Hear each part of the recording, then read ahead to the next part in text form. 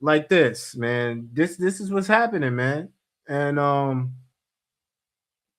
Corey Holcomb's not bugging, man. And look, Kevin Hart, I remember when he first came out, and people forget these things. Kevin Hart first came out, and he said he'll never put on a dress. These are his words. Now let's listen. Many people have been saying that Kevin Hart was getting very uncomfortable in this interview because this interviewer brought up the topic of Dave Chappelle rejecting to wear a dress, and so he asked Kevin Hart if he's been asked to wear a dress, and he said this. The industry, they tried to make him wear a dress. Have you ever ran into that with scripts, and is that something that you wouldn't do, for definitely haven't ran into to put on the dress. I mean, you have to have boundaries. You have to have limits that you refuse to cross. Protecting my brand is definitely a priority. Well, fast forward a couple of years after that interview, and he's been seen wearing a dress for a TV show. He can do what he... See, buck breaking. They buck broke him. The powers that be watched his interview and said, "Oh, okay, you think that you can make the decision whether you don't have to put on a dress and go through these humiliation rituals just like these other major stars. Oh, now we're gonna have to send you through the process." I think everybody's time is different, but since he came out with that interview, they said, "Oh, okay, we're gonna teach you a lesson. We're gonna show you got to go through the same rituals you got to go through the same rituals that these other celebrities to maintain that money and wealth." And then people might say, but why would they want to do this? So I think that's a good question. You have to understand what is the purpose of these companies is to make money off of you, and you don't overthrow their business. For example, in the industry, you're not going to be bigger than the record company. The artist, we cannot allow the artist to become bigger than the program. So what do? They put you through these demonic rituals, humiliation rituals. It's like a gang. If you really want to be a part of this, show me your dedication. How far are you willing to go? If I give you this $50 million check, if I give you this $100 million check, will you sacrifice a family member? Would you do something homosexual? Because there's things that you cannot turn back. Sacrificing a family member, doing something homosexual, selling out your people. You can't turn back from those three things. And that's why they always have you go through these types of rituals to know, oh, this person is loyal to us. This person has proven his loyalty. This is the whole purpose. You can't be bigger than the program. So if I give you this $100 million check, I'm going to make you do something gay. So if you try to come out with your own company and throw us out of business, oh, we got all this dirt on you. We got all of this stuff on you. We could destroy your image. It's a cult. So this is the purpose. But anyway, so Katt Williams also agrees with Corey Holcomb. So many people in the industry is in agreement with Corey Holcomb. And they are telling you indirectly that they're in agreement with Corey Holcomb. You just have to put the signs together. You have to put the signs together. So I was watching this on MTR, and it was a really good interview. You should watch it. Of course, Katt Williams strikes again. He was on Big Boy's show, and basically he was, talking a little bit about the industry and what's going on again. was trying to be nice to somebody. Eddie Murphy. So, all right. Quality question. Now this is Eddie Murphy. I don't know if many of you guys remember. This is when I was a kid or before my time. I don't know if I was even born. But basically, I think Eddie Murphy, I think this was in New York. Eddie Murphy was driving around. He happened to pick up this prostitute. This prostitute happened to be a transsexual. And the police pulled him over with the transsexual in the car. And I guess the transsexual for prostitution, I forgot. Anyway, Eddie Murphy claimed that he didn't know that it was a transsexual, and he saw the what seemed to be like a female crying. And he tried to help him out, and I'm gonna play it. Your moral fiber question and all that when all I was doing was trying to be nice to somebody. Eddie Murphy tells ET that his wife and children were out of town, says he wanted something to read and went to a late-night newsstand. He stopped here and picked up the suspected transsexual at 4:45 in the morning. He says he thought he was aiding a distraught woman. Looks like a pretty Hawaiian girl in the corner crying. It looks like she was crying. This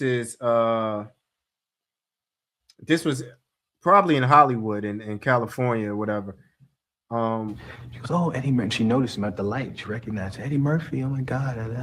It's like, what are you doing? Why are you out here working the streets so late? She goes, "Oh, I'm on my way home. Can you give me a ride home?" Police tailed them for 2 miles before pulling him over. Police say he is guilty of no misconduct, but there was a warrant out for the alleged prostitute. A judge has ordered that man, 20-year-old Addison Ciuli, to serve 90 days in jail. Murphy says he has often stopped to try to help prostitutes, but it's, oh man, I'm sorry, man. It's hard to defend this. It's hard to defend this. I often stop to help prostitutes. Eddie Murphy, you the prostitute savior, man.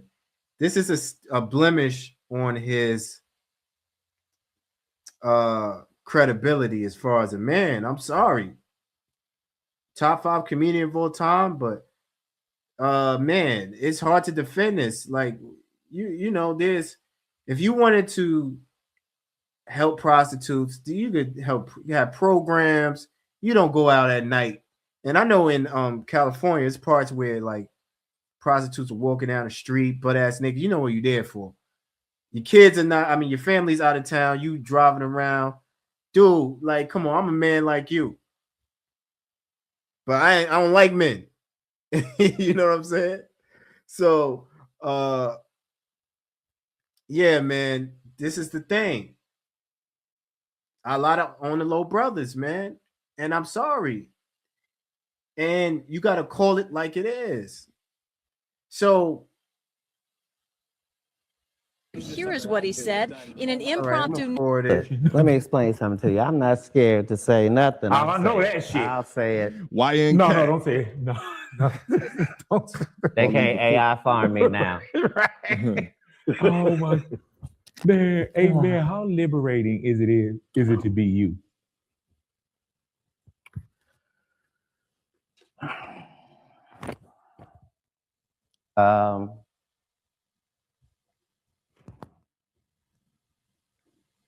My guy didn't just get good. Like, he been good the whole time. Like, it's yeah, I'm really gonna forward it a little bit to your audience.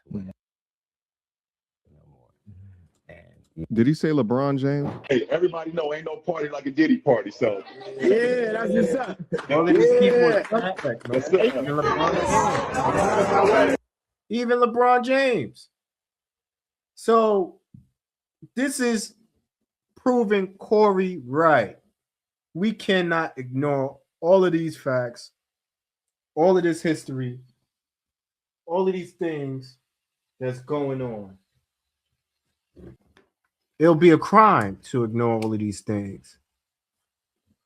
It'll be a major crime because this is the proof is in the pudding right there. Like, what more do you need?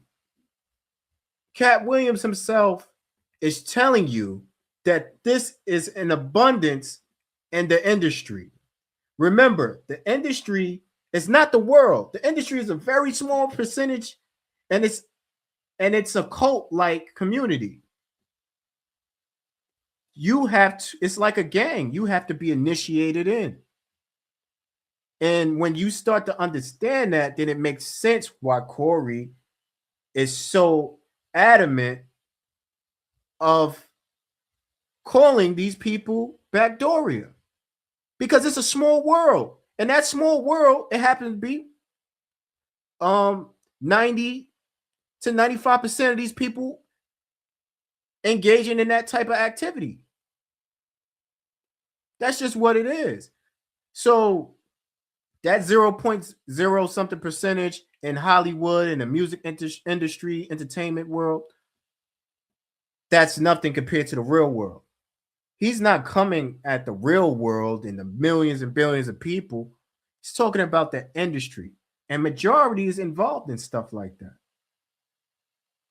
That's just what it is. So it's just that I understand repetitive, always talking about it. That's not my thing. That doesn't make you gay. That doesn't make you less of a man. It's just that he's around it all the time.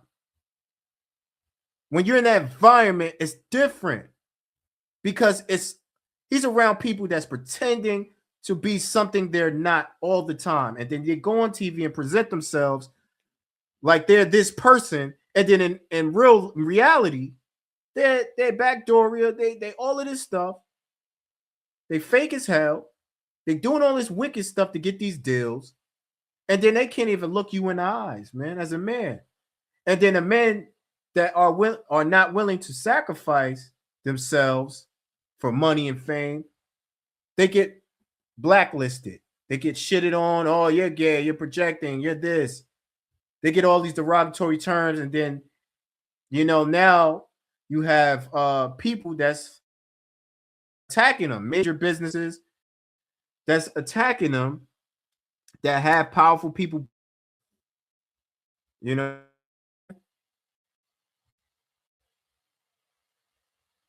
All right, so this is the last thing I wanted to go over. About this is what actually, out of all the things that have been going on with the Corey Holcomb situation, the Anton Daniels, him beefing with the lead attorney, him beefing with O'Shea Duke Jackson, all of that is nonsense, if you ask me. All of that is a clown show. People just chiming in on things that has nothing to do with them, not minding their business, having too much to say about things they have